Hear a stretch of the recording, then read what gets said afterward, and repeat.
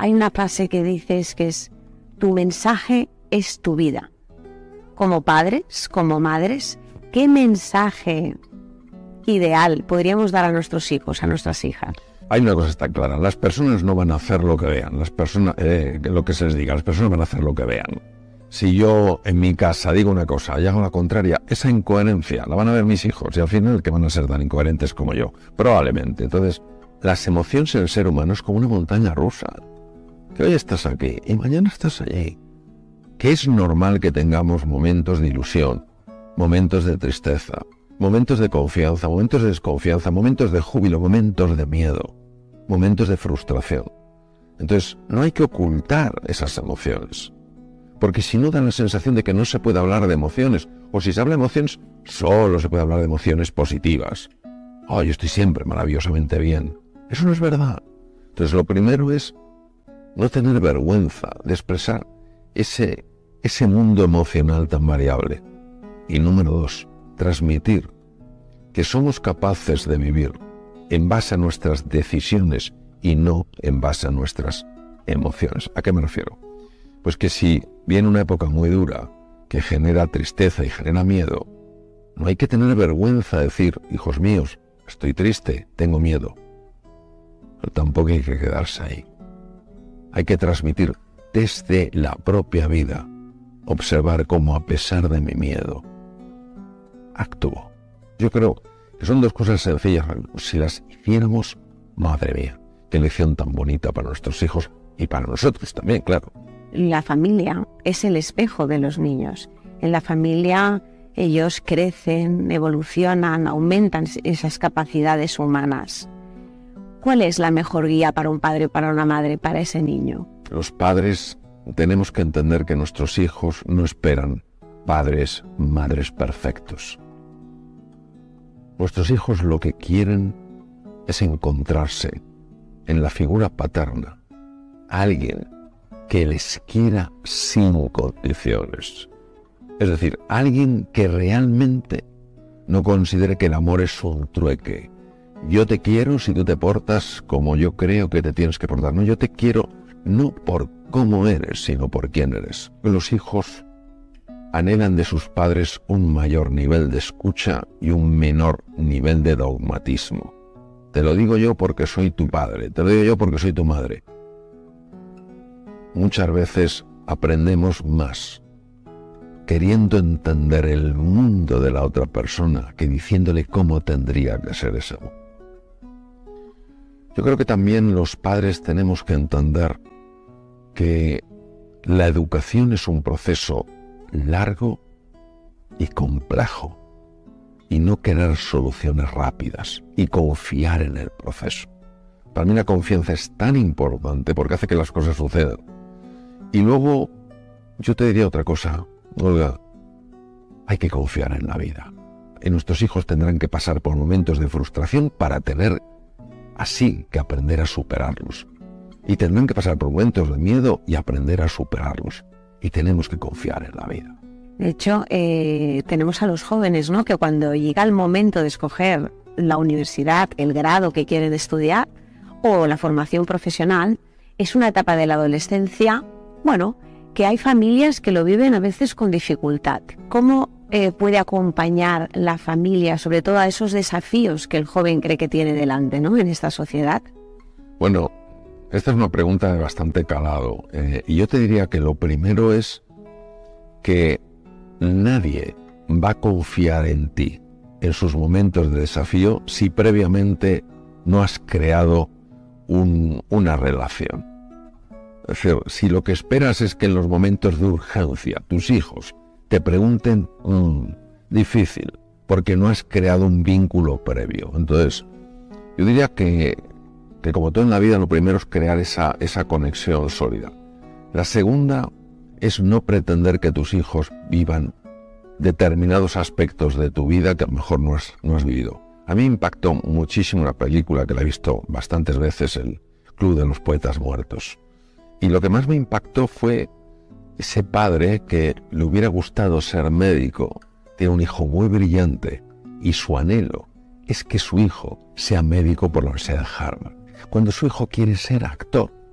Y no es que él intente llevarle hacia los estudios, que eso es muy razonable, sino que le quiere obligar. No presta ni siquiera atención a lo que ese chico anhela. Entonces, ese es el segundo punto. Y el tercer punto tiene mucho más que ver con los adolescentes. Vamos a ver. Yo durante 26 años he ejercido entre España y Estados Unidos la cirugía general de aparato digestivo. Yo elegí ser médico por vocación, por una llamada muy profunda que sentí para reducir el sufrimiento humano. Yo desde hace 20 y tantos años ya no opero, me dedico a la comunicación. Y sin embargo todo lo que he aprendido en la medicina ha sido fundamental. Relacionarme con mis enfermos, ver cómo hacían frente al desafío, ver cómo yo les podía reducir la tensión. Me he ido esculpiendo, pero estoy haciendo una cosa diferente. Entonces, que no es un asunto de vida o muerte. Es decir, ay, si me equivoco de carrera se acaba mi vida. No, por favor. O sea, tenemos que quitarle un poquito de hierro a las cosas. Y hablando de la educación, ¿qué es para ti la educación, Mario? Yo diría que la educación es lo que permite armonizar la cabeza y el corazón. Es decir, la cabeza necesita fundamentalmente dos cosas. Necesita conocimiento. La educación tiene que dar un conocimiento útil y válido. Y la cabeza necesita criterio, capacidad de cribar. Por aquí sí, por aquí no. Si la cabeza no hace eso, cometemos errores, malas decisiones. Pero por otro lado está en el corazón. Y cuando hablo del corazón hablo de quererse. Y hablo de querer a los demás. Hablo de apoyarse. Y hablo de apoyar a los demás. Hablo de no ser indiferente a mis necesidades y hablo de tampoco ser indiferente a las necesidades de los demás. Entonces, fíjate qué bonito que la educación, un espacio donde se aporta conocimiento, se ayuda a los alumnos a desarrollar un criterio válido. Y por otro lado, se les muestra que valen la pena. ¿Cuántas personas, Olga, me habré encontrado en mi vida? A veces con cargos muy altos, que en petit comité, de una forma reservada, te dicen: yo es que no me quiero nada. O no me siento feliz. ¿Cuántos problemas vemos por la falta de cooperación, por ver al otro no ya como distinto, sino también como distante? Entonces, si hacemos eso, si construimos juntos criterios sólidos, conocimientos válidos, prácticos, bonitos, profundos, y encima aprendemos a querernos y a querer a los demás, va a ser mucho más fácil transformar la sociedad. Totalmente. En uno de tus libros, Vivir es un asunto urgente, hay un momento, ¿no?, en que comentas cómo en función de cómo veamos nuestro futuro, viviremos nuestro presente. Pero claro, ¿cómo desde la educación podemos un poco ayudar, ¿no?, a que la vida se vea de una forma distinta? Yo creo que la clave está en la mirada, porque según mires, así verás. Nosotros tenemos que desarrollar 3 tipos de mirada. La mirada profunda. ¿Qué es la mirada profunda? La mirada profunda es la mirada que no enjuicia, es la mirada que investiga, no es la mirada del juez, es la mirada del explorador, es la mirada de aquella persona que mantiene un espíritu pionero, un deseo de aventura, de conocer, de comprender, de ir superando límites. La mirada ancha, entender los contextos, entender la relación entre las cosas, entender que lo que parece que está en un plano totalmente separado, a un nivel más profundo está unido. Por ejemplo, en medicina no podemos ver solo el aspecto físico, la dimensión física personal. Tenemos que entender la dimensión psicológica, si lo psicológico afecta a lo físico y lo físico a lo psicológico. Y por otro lado, la mirada con alcance. Hay muchas personas que creen que las cosas que hacen no tienen consecuencias, y sí las tienen. De hecho, con respecto a los valores de la tenacidad, el esfuerzo, el afán al logro, ¿los jóvenes de hoy en día tienen estos valores? ¿Tú qué crees? Mira, yo siento pasión por la juventud. Cuando veo que alguna conferencia mía van jóvenes, incluso han ido niños, o veo que algunos jóvenes leen mis libros, a mí me pasa, yo confío muchísimo en los jóvenes. O sea, creo que son maravillosos. Lo que pasa es que nuestra sociedad, a nivel de joven y a nivel de no tan joven, ha perdido muchísimo la referencia de valores. Da la sensación que todo vale. Un esfuerzo sin un sentido, sin un propósito, es un absurdo. Pero un esfuerzo con propósito y con sentido es una cosa que todo el mundo la entiende. Entonces, yo no creo que sean una serie de valores más tradicionales, pues el valor del esfuerzo, la persistencia, la paciencia que se han perdido. Lo que han perdido son grandes referencias, porque es muy fácil vender algo que aparentemente no te pide esfuerzo y que te lo da todo. El profesor López Quintás, que es uno de los más grandes filósofos que hay hoy en día, él habla de procesos de vértigo. Te lo prometen todo, no te exigen nada, pero luego te lo quitan todo. Y él los contrapone con procesos de éxtasis, ¿no? Que te cuesta más, que te es más difícil, pero luego te dan muchas cosas magníficas. Mario, hay una frase que tú nos compartes que es: lo que una persona cambia no es tanto por lo que le dices, sino por lo que descubre. ¿Por qué se produce ese proceso? Bueno, es un tema interesantísimo, porque nosotros somos una generación que cree que lo conceptual es lo que transforma. Lo conceptual es lo racional. Lo que transforma es la experiencia, no el concepto. Tú la experiencia no la puedes tener si no te involucras en algo. A nivel cerebral la explicación es sencilla. Lo conceptual es muy cortical, de la corteza cerebral. Lo experiencial es mucho más límbico, del mundo emocional, del mundo afectivo. El cuerpo está muy conectado con el sistema límbico.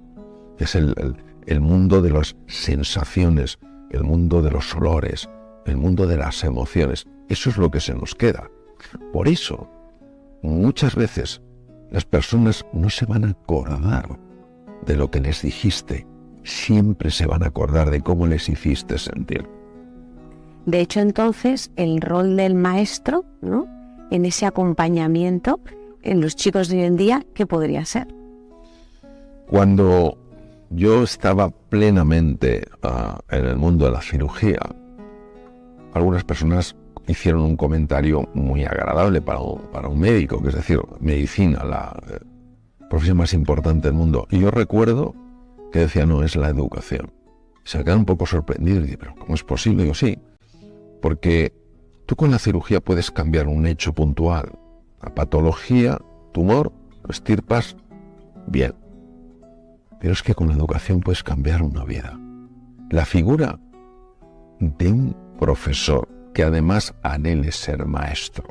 El profesor enseña una asignatura, el maestro además da claves para vivir. Y todos sabemos la diferencia de tener un profesor y tener un maestro. Entonces, un maestro es una persona que está dispuesta a acompañarte en tu proceso de descubrimiento.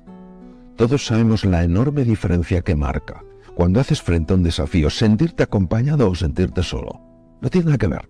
Incluso biológicamente se sabe. Por ejemplo, si yo estoy haciendo frente a un desafío y tengo miedo, se activa el eje del estrés con una gran liberación de cortisol. Si ante ese mismo desafío me siento acompañado, se libera una hormona de la que llevo muchos años hablando, que es la oxitocina. La oxitocina corta el eje del estrés.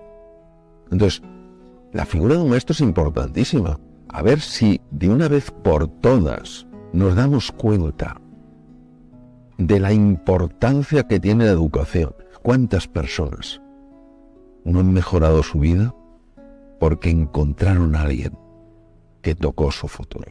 En su día también yo tuve un maestro, una maestra que me impactó ahí y me hizo un cambio.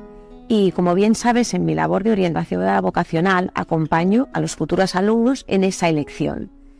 Y a mí para esa labor me gustaría entender, saber qué pasa psicológica y químicamente en esos jóvenes. La bioquímica siempre ha sido una de mis grandes pasiones, la química del cerebro muchísimo. Entonces, hay tantos neurotransmisores, hay tantos factores en la química del cerebro que es muy difícil decir con precisión lo que sucede. Ahora bien, no solamente la química cuenta, también cuentan el tipo de conexiones que se hacen entre las neuronas.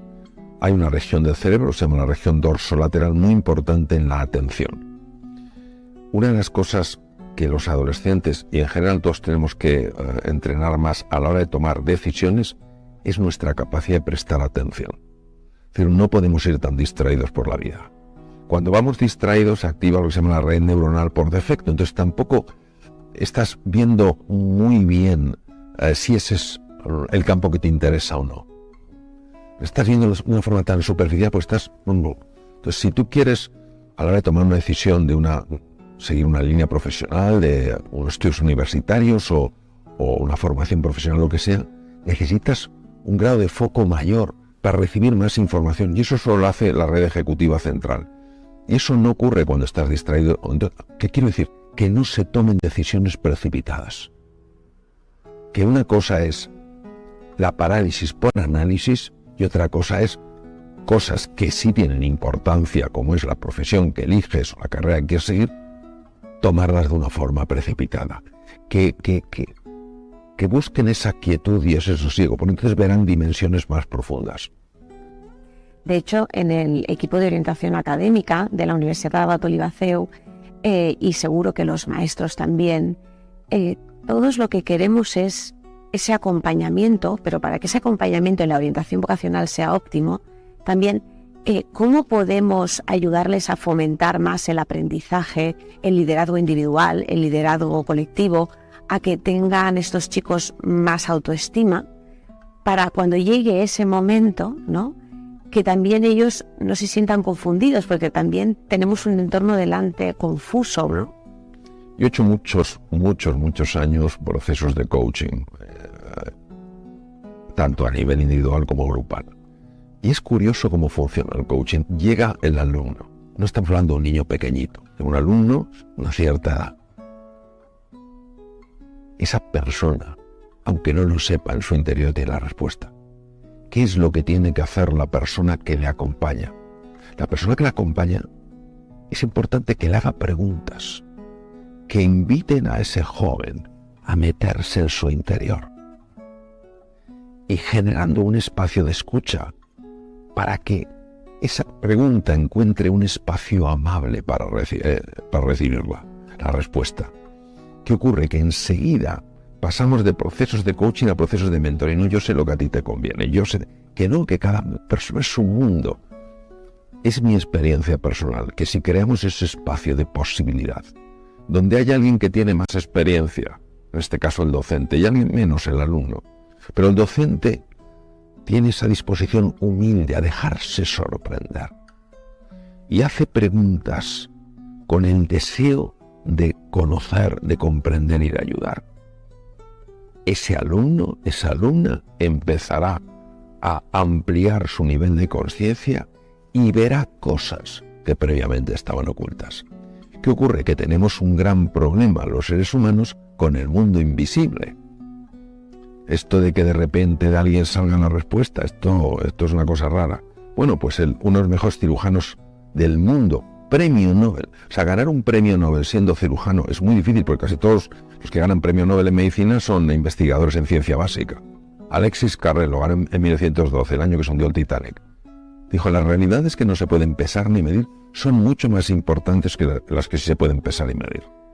Entonces, cuando estamos con esa persona, lo importante es que esa persona sepa aquello que realmente es su camino. Y para eso tenemos que invitar a que determinados procesos se pongan en marcha. Entonces, yo diría que muchas veces es más importante escuchar que hablar, preguntar que decir, abrirse al asombro que considerar que yo, como soy docente, ya sé más que la otra persona. Sí, yo sé más, a lo mejor en relación a lo mío, pero no en relación a lo mío. Hay una frase, Mario, que nos compartes, que para ser más efectivo en generar cambios en las conductas, hemos de conocer las consecuencias de no generar dichos cambios. ¿Cuál es el rol del orientador para ser un generador de cambio? Pues esta es la pregunta también de mucha envergadura, porque tendemos todos, no solo los jóvenes, también los que no somos tan jóvenes, al cortoplacismo. La vida no es un sprint, es un maratón. Y la persona que está en el mundo de la educación, los formadores, los orientadores, tenéis una perspectiva realmente más amplia, porque habéis vivido más años y tenéis una voluntad real de ayudar. Entonces, yo creo que invitar a esa persona más joven que está, queriendo encontrar su camino, a que proyecte, use su imaginación para proyectar un futuro. ¿Y cuándo es esto? ¿A dónde crees que te llevaría? ¿A ti qué te gusta? Pues a mí me gusta viajar, me encanta viajar. ¿Y tú crees que haciendo esto, pues eso que te gusta tanto, sucedería? Pues a lo mejor no tanto. Dar una vuelta, pues a seguir. Entonces, es muy importante ese trayecto, ese mirar a largo plazo, en una sociedad tremendamente cortoplacista. Nunca podremos saber lo que va a suceder en el futuro, pero sí podemos de alguna manera intuir cómo puede ser ese futuro si elegimos un determinado camino. Y aquí la función de la persona que está orientando a esos jóvenes es que es fundamental. Es que muchas veces estamos tan perdidos